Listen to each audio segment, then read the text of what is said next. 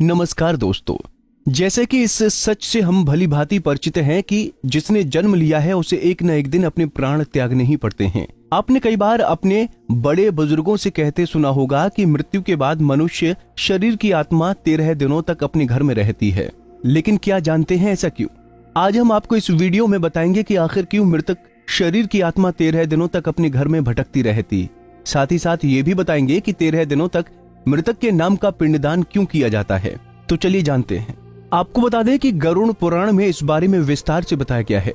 दोस्तों, गरुड़ पुराण में बताया गया है कि जब किसी व्यक्ति की मृत्यु होती है तो यमराज के दूत उसे अपने साथ यमलोक ले जाते हैं। यहाँ उसके अच्छे और बुरे कर्मों का हिसाब होता है और फिर 24 घंटे के अंदर यमदूत उस प्राणी की आत्मा को वापस घर छोड़ जाते हैं। यमदूत के द्वारा आत्मा को वापस छोड़ जाने के बाद मृतक की आत्मा अपने परिजनों के बीच भटकती रहती है और अपने परिजनों को पुकारती रहती है, लेकिन उसकी आवाज को कोई नहीं सुनता।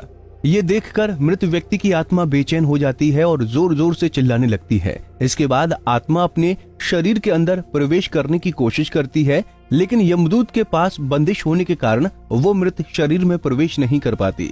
इसके अलावा गरुड़ पुराण की माने तो जब यमदूत आत्मा को उसके परिजनों के पास छोड़ जाती है तो उस समय उस आत्मा में इतना बल नहीं होता कि वो यमलोक की यात्रा तय कर पाए। गरुड़ पुराण के अनुसार किसी भी मनुष्य के मृत्यु के बाद जो 10 दिनों तक पिंडदान किया जाता है उससे मृतक आत्मा के विभिन्न अंगों की रचना होती है, और जो 11वें और 12वें दिन पिंडदान किया जाता है उससे मृतक आत्मा रूपी शरीर का मांस और त्वचा का निर्माण होता है, और जब 13वें दिन 13वीं की जाती है तो उस दिन मृतक के नाम का जो पिंडदान किया जाता है उसी से ही वो यमलोक तक की यात्रा तय करते हैं। अर्थात मृत्यु के बाद मृतक के नाम का जो पिंडदान किया जाता है उसे ही आत्मा को मृत लोक से यमलोक तक यात्रा करने का बल मिलता है।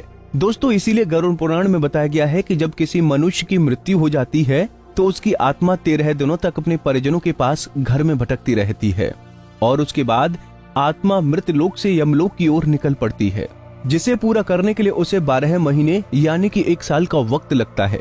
इतना ही नहीं, मान्यता के अनुसार 13 दिनों तक मृतक के नाम का किया गया पिंडदान उसके 1 वर्ष के भोजन के समान होता है।